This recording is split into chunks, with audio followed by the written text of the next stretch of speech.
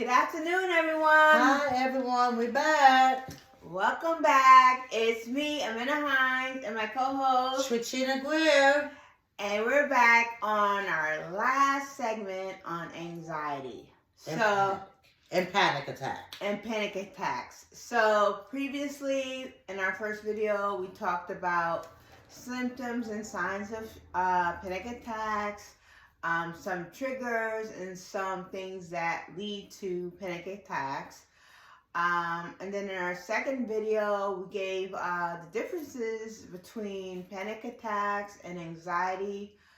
And we gave a little bit about things you can do to help with that. And in our last video, we got into a little more details. We talked about 23 ways that you can deal with your anxiety. We touched on a little bit about some strategies for handling panic attacks as well.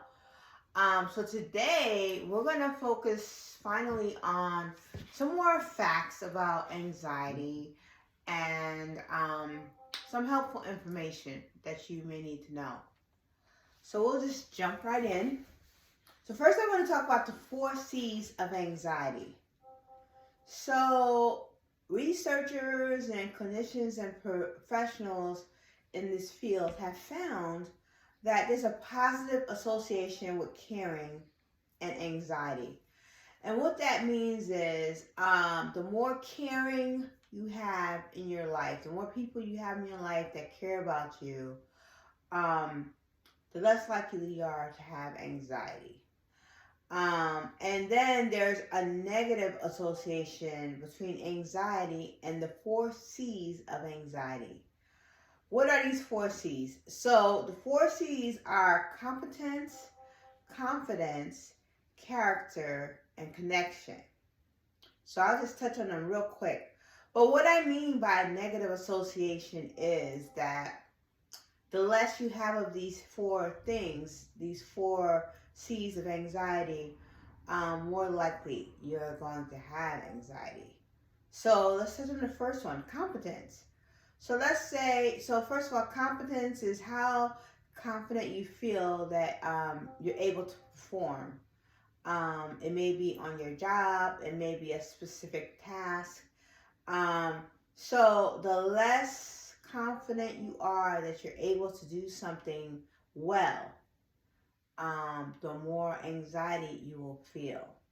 So if you just start a new job, you're doing anything unknown or uncertain, and you don't know how you're going to perform in a given situation, you're more likely to be anxious.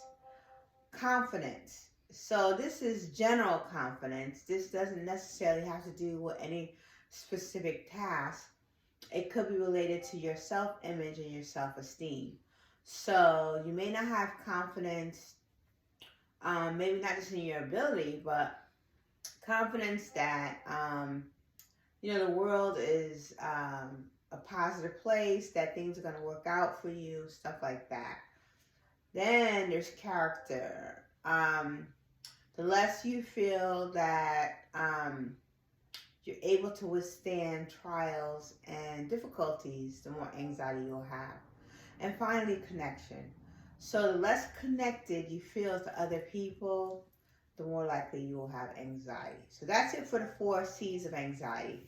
Now, real quick, the 4 D's of anxiety comes from perceptual control theory. And basically, it's a combination of resilience exercises, problem-solving approaches, and what they call familiar emotion regulation strategies. So it's all about managing your emotions and finding solutions to problems. So the 4 D's are to distract, dilute, develop, and discover. So basically, distract is you don't want to focus on what's causing you to be anxious. You want to distract yourself from whatever's causing your anxiety. So let's say you have an interview tomorrow and maybe you're worried about something related to the interview. Rather than focus on that, maybe focus on something else that will prepare you for the interview. Dilute is to minimize the seriousness of what's causing you to be anxious. So, again, use an example of you have a job interview. Rather than thinking, oh, I got to get this job, I got to perform on this interview very well, just think, wow, this is an opportunity to practice my interviewing skills. If I get the job, wonderful. If I don't, I'll do better the next time. So that's an example of diluting the situation. And then the third one is develop. So develop is you want to develop strategies. So with the job interview, you might want to grab a friend and do role playing, right? Because maybe you're not too confident about your interviewing skills. So they can ask you questions that you think are difficult. You could prepare to answer them and practice.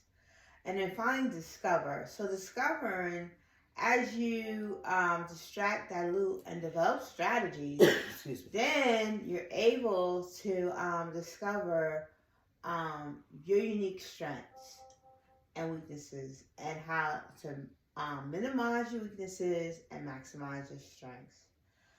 Finally, I'm going to talk about the 3 P's of anxiety. The first one is pervasiveness. The second one is permanence. And the third one is personalization. So pervasiveness is the extent to which you feel it. Like it seems like it's everywhere. It can be overwhelming. It's so let's say with the job interview, if you're not prepared, you might feel your anxiety everywhere. Like it's mental, emotional. You may even feel it physically. You know, like right before the interview, you might be shaking or tapping your feet or nervous or whatever. That's pervasiveness. But let's say you're prepared and you're not as anxious, just a little nervous because you're a shy person and you have to talk. So in this case, you might just be having thoughts. So that's less pervasive. The second one is permanent. So we mentioned before that anxiety can develop from a lot of different triggers and situations. And so sometimes anxiety could be like a one-time thing, like maybe it is just for a job interview. But it can be something also ongoing, which means it's more permanent. It could be, let's say you're homeless, so that's something that's going to go on continually until that situation is remedied, or you find some alternative. And then the last one is personalization. So sometimes anxiety can come from you personalizing your problem or issue and feeling like it's all about you, like it's something that maybe you're doing wrong, even though it's something outside your control, but you're internalizing it. So that's personalization. So to recap, the 3 P's of anxiety are pervasiveness, permanence, and personalization. So these are just some facts that, give you a little better understanding about anxiety. And I hope it's helpful for you. Now I'm going to pass it over to Shashina. Hi, ladies and gentlemen. According to the Amen Clinic, a better way to treat panic attack and anxiety. Panic attack and anxiety can be very frightening. Everybody feels nervous at times. We feel tense at times, and we feel confused at times. But when it comes to it controlling your life, your work, your relationship, your home, school, that's when you really need to seek help. Less than 40% of people with anxiety that seek help, and when they do, traditional treatment with medication does not always help. And many anti-anxiety drugs actually harm your brain and make you more vulnerable to other conditions. What many people don't realize is that panic attack and anxiety aren't simple or single disorder. One size does not fit all. Treatment for one that might work for one might not necessarily work for the other. Getting the right treatment depends on the right diagnosis. At Amen Clinic, they came up with 7 types of brain imaging technology that has identified 7 types of anxiety and panic attacks are considered a form of anxiety. Manic episodes are characterized by pure anxiety, pure depression, mixed depression, over-focused depression, temporal lobe depression, psychotic depression, unfocused depression. With the world's largest database of functional brain tissues, over 21 million and growing from patients from all over 50 states and over 155 countries, the physicians came up with similar ideas when it comes to treating anxiety and panic attack. Excuse me. You have to get personalized with your panic attack or with your anxiety attack. For each individual is personalized to fit the person's need. That's what I'm trying to say. Okay? Amen Clinic has helped thousands of people overcome 7 types of anxiety and panic attacks with targeted solutions that are proven to produce higher than average success. We believe in taking comprehensive brain-body approach to treatment that involves least toxic, most effective strategies.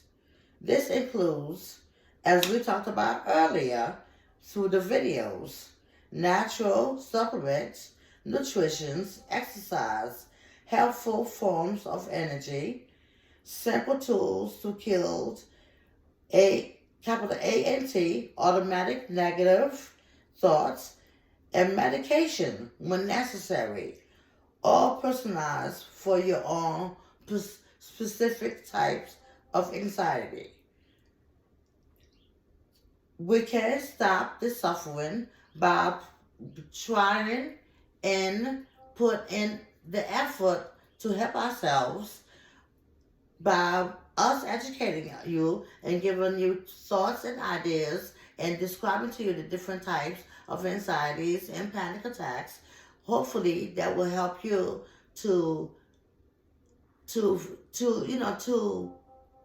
help to heal yourself by identifying certain types of anxieties that we have described in our videos.